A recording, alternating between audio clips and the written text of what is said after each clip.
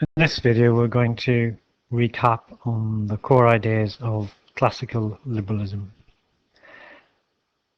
Liberalism emerged at a period when Britain was going through a period of enormous upheaval following on from industrialization and urbanization, during which time enormous amounts of wealth were generated, also giving Britain enormous power in the world.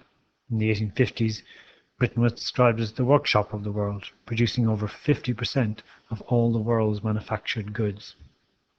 Classical liberals argued that Britain's success was due to the triumph of their version of liberalism, and classical liberalism is generally synonymous with free market, laissez-faire capitalism. So, the outcomes for this particular video is to know and understand the main features of classical liberalism. And the 5 core themes associated with classical liberalism are natural rights, utilitarianism, economic liberalism, social Darwinism, and neoliberalism. Natural rights. Natural rights are God-given rights that are fundamental to humans and cannot be taken away. For John Locke, these entailed life, liberty, and property. For Jefferson, these entail life, liberty, and the pursuit of happiness.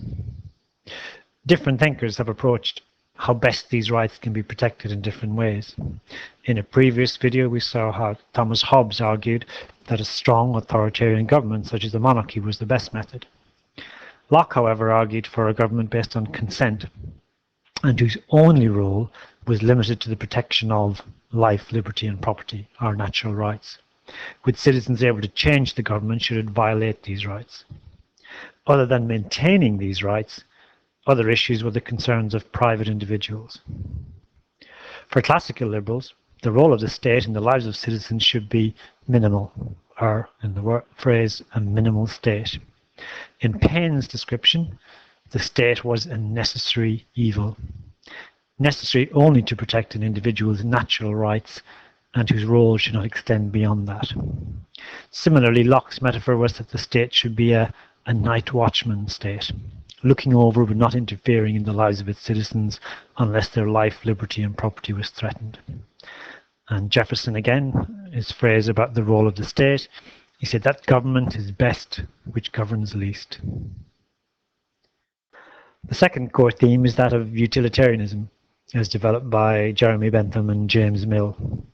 And they argue that individuals acted in an irrational, self-interested manner in order to maximize pleasure and minimize pain. And this cannot be done on their behalf by any other body such as the state. And the correctness of any policy or action or institution can be judged by its tendency to promote pleasure or the greatest good for the greatest number.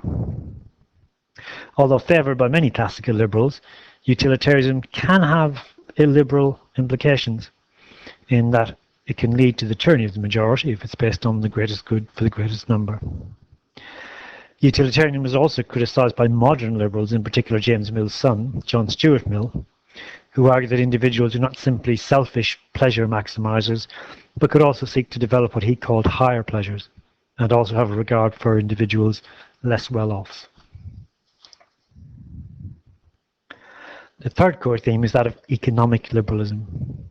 The core idea of economic liberalism is the notion of the self-regulating market, based on Adam Smith's phrase, the invisible hand, and the belief that the markets always tend towards long-term equilibrium or stability.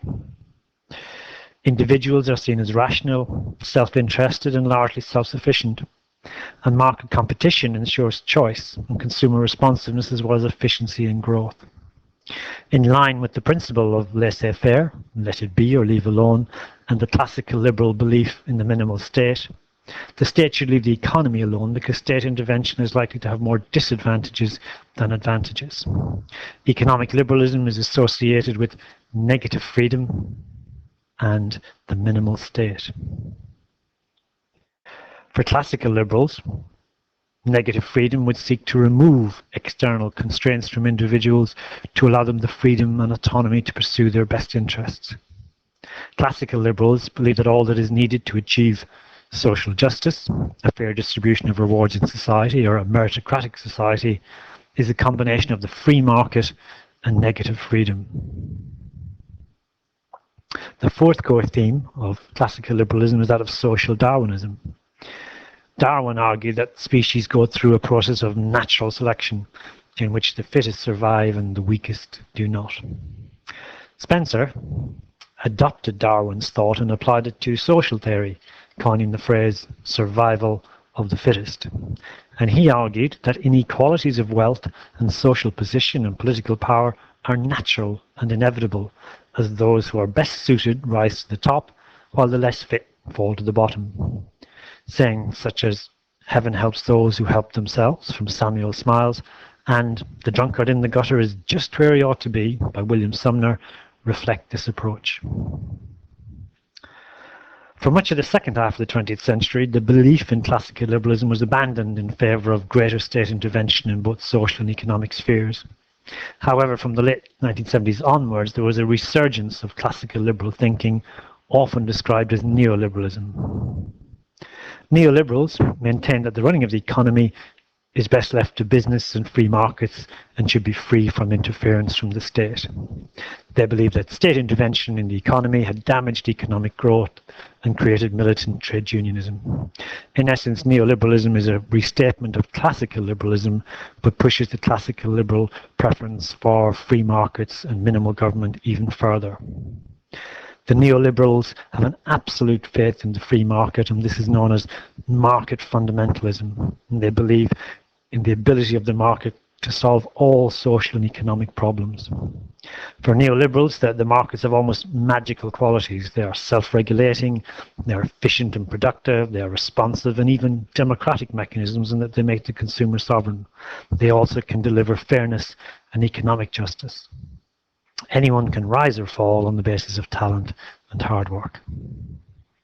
In summary then, the main core themes of classical liberalism are natural rights and connected to the minimal state, which is only instituted to protect these natural rights.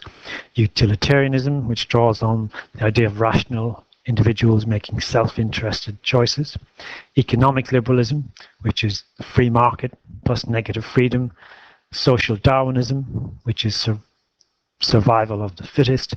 And neoliberalism, which is a restatement of classical liberal values that goes even further and is known as market fundamentalism.